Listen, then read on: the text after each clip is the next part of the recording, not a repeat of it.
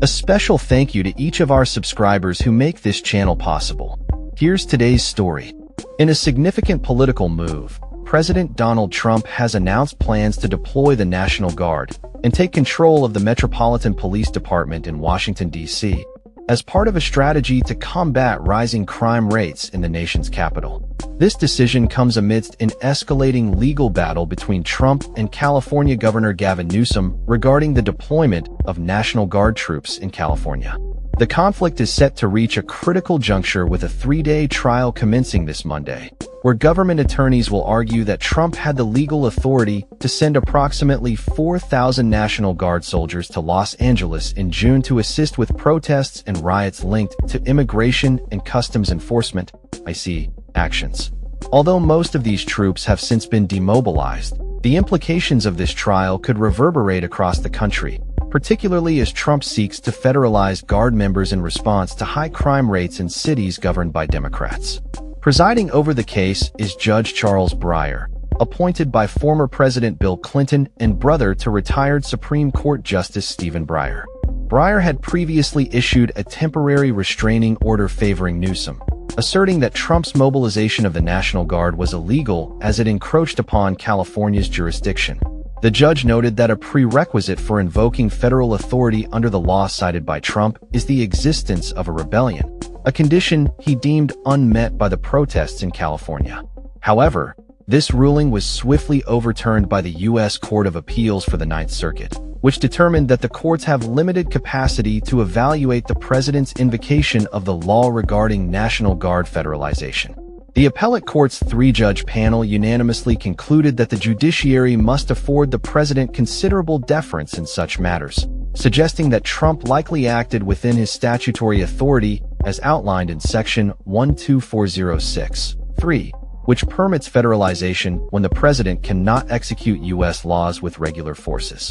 The panel suspended Breyer's initial order indefinitely, paving the way for the upcoming trial where the judge will assess the legal standing of the case. While the immediate situation in California has largely subsided, with about 300 National Guard members still active, questions about the legality of Trump's actions remain. Breyer will delve into the 150-year-old Posse Comitatus Act, which restricts military involvement in civilian law enforcement activities. Newsom contends that Trump violated this law and intends to summon military officials to testify regarding the directives given to the National Guard and Marines, which Newsom claims led to unlawful law enforcement actions.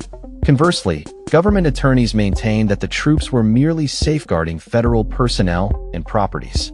The trial also raises critical questions about the legality of Trump's decision to deploy the National Guard without the governor's consent, a point on which the appellate panel has shown a tendency to favor Trump. Although the law stipulates that the president must go through the governor, the panel has suggested that any procedural misstep does not invalidate Trump's military deployment. Newsom has criticized the militarization of California as unnecessary and has argued that it exacerbated tensions during the unrest in Los Angeles. Local law enforcement reported approximately 7 riot-related arrests during the protests, underscoring the volatility of the situation. As the trial unfolds, it will undoubtedly attract significant attention not only for its immediate implications, but also for its potential to shape the future of federal-state relations concerning the National Guard and law enforcement. The outcome could set a precedent for how future administrations might engage with state governments in matters of public safety and civil unrest, particularly in politically charged environments. With both sides preparing to present their cases, the courtroom will serve as a battleground for legal interpretations that could redefine the scope of presidential powers in domestic affairs. As the nation watches closely, the implications of this trial extend far beyond California, potentially influencing the dynamics of governance and law enforcement across the United States. That's all for this story. We upload videos every day covering many different subjects, so hit that subscribe button to stay informed. Thanks for watching.